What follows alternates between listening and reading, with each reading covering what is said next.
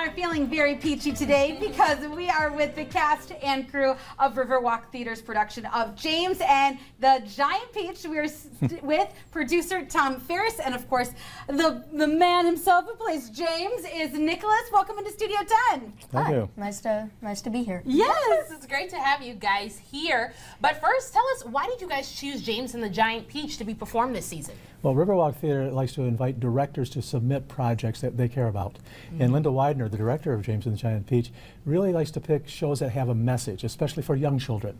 And this one that stresses the message of family.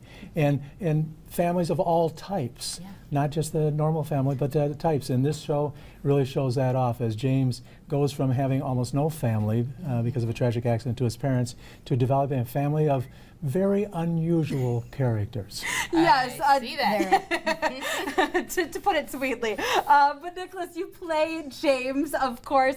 Talk us through a little bit about how do you get into character of James? Do you relate to him in any way? Well, no, not really. I have a very nice family who cares about me a lot. Good. They're to know. very much not Spiker and Sponge, which I'm happy for. And I don't really relate to James too much, but I do.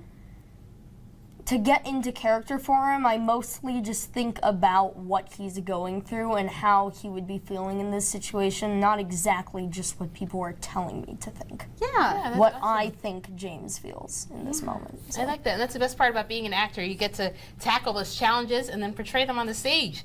But James and the Giant Peach is based, of course, on a children's book, which we mentioned, but it also has those themes that we relate to, like you said, family, but also talk about the message of courage and friendship as well, Tom. Oh yes, that's what it takes for James to bounce back from being in an orphanage and then delegated to two very mean aunts, Spiker and Sponge, and the courage to accept people for what they are or accept creatures for what they are, and then to stand up for them, protect the family that you belong to.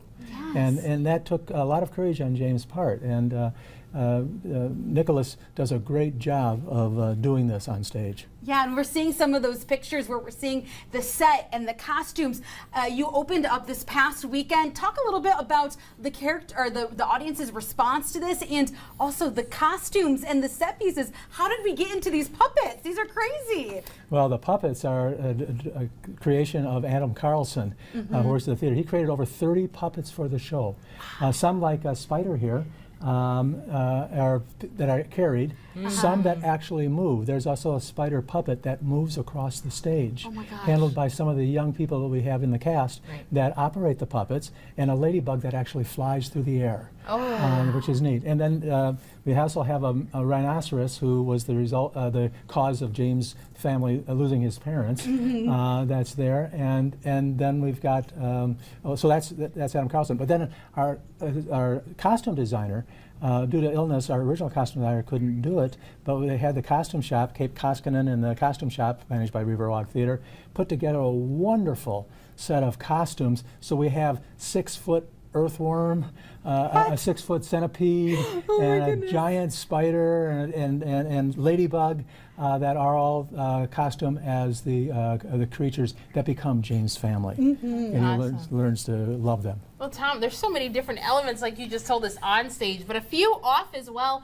You guys have collaborated with a lot of different organizations, like Reading is Fundamental, MSU Entomology Department, and CASA. Tell us what these partnerships are bringing to the show. Well, that again was Linda Widener's mission for the show and vision for the show, is to be able to relate to the community that has issues too. Reading is Fundamental, Lansing Reading is Fundamental, is always partnered with Riverwalk Theater for children's shows. They give away free books, and we like to bring the kids in to a special show that they sponsor.